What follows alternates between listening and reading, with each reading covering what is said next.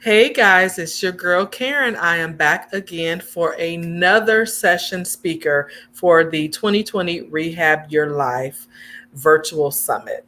It has been just good stuff that has been shared across all speakers. So I'm so excited to introduce you to another speaker that is supporting our Rehab Your Money pillar. Her name is Niesha Davis. She is a free spirited, caring person with an infectious personality and an attitude that can add light to any room. She's a city girl born and raised in California, but she and her family moved to Houston, Texas in 2010. Although she wears multiple hats, she is first a wife, mother, and entrepreneur, but you can call her Superwoman for short.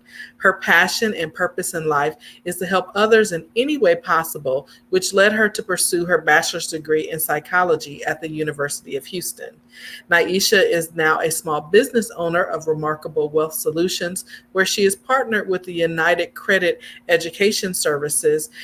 She has been providing individuals with life changing financial information and solutions geared towards financial freedom and credit excellence. She also believes that everyone is entitled to live their best life, so you owe it to yourself to get your credit right. So, without any further ado, I am bringing Naisha Davis to the virtual stage. Hi, Good afternoon. How are good you? afternoon. I'm good. How are you? Thank you for that intro. Oh, no problem, no problem.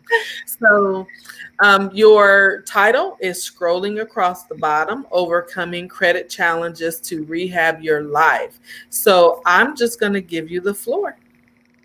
Okay, thank you. Well, first, I'll start off with the reason I got into credit restoration and just financial literacy in general is because I remember when I was younger, I went to apply for an apartment and I wanted my first credit card. And when I got approved for my credit card, it was only approving me with a small amount, which was fine with me. But see, nobody told me how much to use and how much not to use, when to pay it, things like that. So as time went on, I didn't think anything of it. My credit score had dropped. Now, me not knowing this, but my credit score had dropped thinking that, I'm good. A lot of the times, people don't understand or realize that they need credit until they need credit, right? So it was then when I found out that my credit was shot. That was trying to get my first apartment, and that showed up on my credit. And they said it was a credit card. And at that time, I believe it was only $300. And I thought I was balling. I was rich. So I used the entire balance up, paid maybe a little bit, maybe a few payments, and just forgot about it. Just irresponsible. I wouldn't even say irresponsible, just not knowing. Okay, so and that had already been years. I no longer had that card anymore. But it was really disturbing because here I am now at this age and point in my life that I wanted to, move out, get on my own, get an apartment. And I couldn't do that. They're saying now, me as a grown woman having to get a cosigner. And I was like, well, I knew nothing about this. So I did a little research. I dug in deep. Google was my best friend. So I did a little research, Googled, learned how credit works. I learned that it was a 3-digit score, that you're either going to have a low 300 or you're going to have a high 8. So at that point, I won't even get into what mine was, but it was really, really low. So after I worked on my credit on my own, my credit score shot up. And from then on, I was like, you know what? I wonder how many other people know this. And as I asked around and start, asking people, do they know it? They knew nothing about credit. Think about it. It's something that our teachers in school, they never taught us this. My mom said she wasn't taught that. I wasn't taught that. My children now, who are in, one of mine in high school, has not been taught about credit. So it's more so of the financial literacy. I feel like we are basically the education system has failed us when it comes to financial literacy. Why don't the economics teacher teach us these things? When you get a card, when you get a credit card, make sure you're under, a certain percentage. Make sure you're making your, higher than your monthly payments. So I am here to let you know that credit is really important. It's important because nowadays it is used for everything. And when I say everything, I mean, even if you want a cell phone, they're checking your credit. You want an apartment, a home, a car, they are checking your credit. They're even checking your credit to get utilities on in your name, whether it be your light bill, your gas and electric. It's needed. And that is when I really realized that there's a lot of us out there that are suffering because we weren't taught this. They're suffering. And I had one girl that I talked to, one of my clients I talked to, and she said that she thought with her credit, the way how low it was, that she was stuck and that's just it. That's it. It's the end. But I'm here to let you know that it's not the end. The minute you know better, you do better. And just like even in the Bible says, my people perish because of lack of knowledge. Just by the things we don't know, especially if we're not being educated, then we're in a cage. We're locked up. It's like modern day slavery, but financially. And I always say, how is it that we can get approved for a $200,000 student loan, but then you can't even get a $200,000 home loan? So those are the things that we have to start really looking into and understanding that we can have whatever other people have.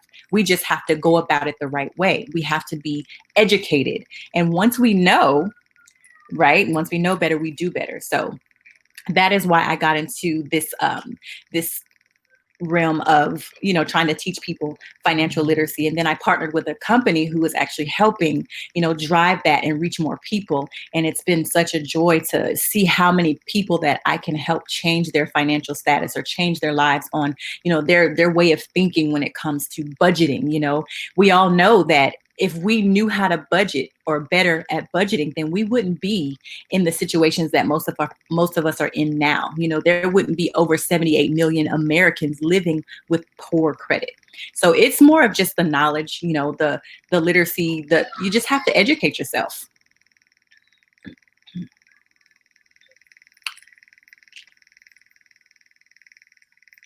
I'm going to hand it back over to you, Miss Karen.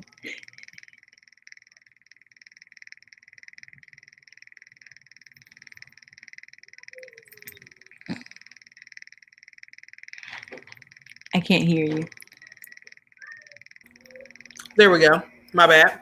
So you are right on point where you gave the example of just being a youngster, not knowing. I know when I was in college, the thing to do was to get a credit card. They had tables out there that were like, "You want this free T-shirt?" And I'm like, "Yeah, I want the free T-shirt," not knowing that I'm literally signing, and putting my social security number on something Mm-hmm. that is going to, impact me further down the line. And Right. so, what would be some strategies that you would recommend right now for people to work with organizations like yours or companies like yours that provide that financial literacy? What would be some things that they would need to kind of realistically get together? You know how we put our head in the sand. We don't want to, know what's going on. So what are some tips or strategies around that? Well, first, the first thing or tip I would give is to check your credit. A lot of us do not check our credit. You'd be surprised how many people I've spoken to or done a consultation, and I'm like, "What's your credit score?" And they have no idea. And I'm talking grown, and it's like, when's the last time you checked your credit? And they're like, to be honest, I have no clue. So I would definitely say stay on top of checking your credit, and you can check it regularly. Now, a lot of people, one of the myths that I did learn is a lot of people think if they check their credit, it's going to lower their score. But that's only if you allow creditors to check your credit because you want to establish credit. But I can go on and log on as many times as I please. You can log on as many times as you please. As long as it's your credit, you can check it as many times as you want without having your score go lower. So that's number one. Check your credit on a regular basis. Number two, don't apply for loans, out of desperation. Some people are out there, I need money. And that's, people that are in need, I get it. If you need it, then by all means, okay. But a lot of people go loan crazy, meaning you're putting your social security number in every, field that's open. And as many times as you check your credit, your score will go down anywhere from 5 to 20 points. So, Right. it's crazy. Right. So that's definitely number one. Right. I have them. And How do you have your money? Good. You good. And I'm talking about money too. So go ahead. I'll be right there. Okay. I got my plate. Okay. And, ironically, today I actually got a letter in the mail from Chase. And I'm like, I don't have any Chase accounts. Mhm. And it said, unfortunately, we were unable to open that account you requested because we weren't able to verify all of your information. Right. So again, we have the with the dark web out there. People are always trying to get your information. So Right. it is imperative for us to be checking on a regular basis for accounts that might have been opened in our Yep. name and different, retail stores where people might have scanned or skimmed your information. Right. And so we have to be on the defense because we're trying to grow and build. And so you have to know the different strategies out there. So you have your credit karma that you can check. Now, those numbers I heard are not as reliable, Mhm. but it's still a way to monitor, engage, and see what's going on. Would you Right. say that would be correct? That is absolutely correct. They only reason why I would say it's not 100% accurate is because they're only reporting to two bureaus when there are three major bureaus. So that's the only difference. I always lead my clients or potential customers to that site just to give them a ballpark figure because it still gives you, a roundabout of what Okay. So it's credit a 20 to 30 points quite a difference difference. usually. Yes. Right. And so then you also have like your Credit Sesame. And a lot of these websites also offer a lot of tools and free resources that you would be able to take advantage of as well, like learning how to budget and, just some of those things that you can download to help you increase your financial literacy. Can you talk a Mhm. little bit about with your company and who you've partnered with? What are some of those tools? I know we talked about like the living will and we talked about like the secure lock thing. Can you tell me a little bit more Yeah. about some of the things that you guys offer? Mhm. Absolutely. So, with partnering with UCES, you get so it's such a big package. And what stood out to me most is because of everything that they give to you. It's not just one thing. It's not just credit repair. It's more so of an educational platform. So Okay. we're teaching you how to budget. We all say if we knew how to budget, we wouldn't be in the situations. You also get the living will, the trust, and the power of attorney, which is huge because if you were to go somewhere else, to an attorney to try and get one of those drawn up, you're spending thousands of dollars just to do Mhm. that. So I was amazed at what they were offering at such a low price. The living will, the trust, the power of attorney, the financial lockbox was really important to me, especially with the events that have gone on over the past few years with, Yes. Hurricane Harvey and, all the wildfires that I know happened in California. It's like you never know when you're not going to have what you really, really need, like your important documents, your birth certificates, your social security cards.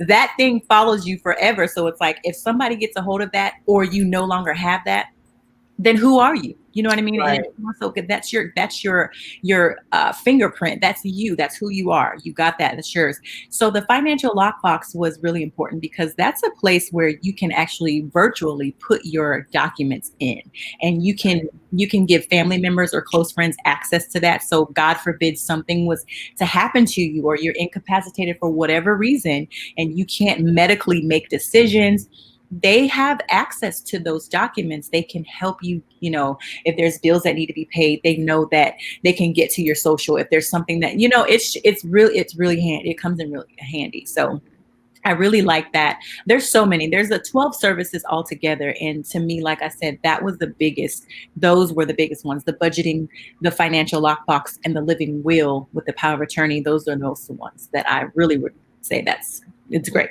A1. And and that's one of the things that I wanted to really stress during the summit is that there are things that we really need to just look at. Honestly, look at. You cannot truly rehab your money because you're under that sector if you do not know what your situation is. Right. But just encouraging people that you can overcome credit challenges. You Absolutely. can just start today. Yes. A lot of people go, oh, well, I'll look at that win or I don't want to know about that. But at the end of the day, if you want to see yourself better, if you want to have rehabbed your life, you Mm. really do need to take a hard look at what is going on in Right. your life, create a strategy and a plan, work with someone like yourself who's a wealth strategist, but you have to take baby steps. Oh, absolutely. I work with Dave Ramsey's team, and I've attended some of their trainings. And, he is such a character for one, but He's he awesome. talks about baby steps. And so, even when you are working with someone like yourself, you can also pair other resources because I can't afford you if I don't first get to my emergency fund. You know Right. what I'm saying? That's And right. so now that I got my emergency fund, okay, now I can look at my bills and figure out some other things and move forward. Because on the flip side of this, you Hmm. are also wanting to talk about financial wealth strategies. You're Yes. wanting to get your situation together. So then we can start talking about the stock market. Then we can start talking about making some real estate investments. Then Hmm. we can start talking about some of those wealth moves, not necessarily just basic budgeting and money, financial Right. literacy. Hmm. So, can you talk a little bit more about just as a people, how we need to, and I'm not talking about just African Americans, I'm talking about Christians, Yeah. how Right. we need to um, gain wisdom and gain the Yes. knowledge necessary to overcome the credit challenges, to rehab our lives so that we can live that life that Jesus died for us. To have absolutely. So, I with that would say it's like you said, it's all about education. Educate yourself. To me, it starts with mindset. You Yeah, have to make sure that your mind, not only your mind, but your mind and your heart is in the right place. Because I can sit here and say, I want to, change my financial status. I want to make sure I want to be a homeowner. I can say anything, but if I'm not doing the things that help me get to that, then I'm just talking. You know what I mean? You can have a dream just like Martin Luther King did, but if you're not bringing that, doing things to bring that to fruition, then it's just the dream. You know what I right, mean? right, So it's more so of mindset. Once you say, you know what, this is it, I need to make sure that if I'm going to stay on top of my credit or my budgeting goals, then what I need to do is maybe take out getting my nails done every 2 weeks, or I need to, you have to discipline yourself, yeah, So, and that's part of having a strong mindset. You can have a right, mindset, but is it strong enough to overcome what you're already used to?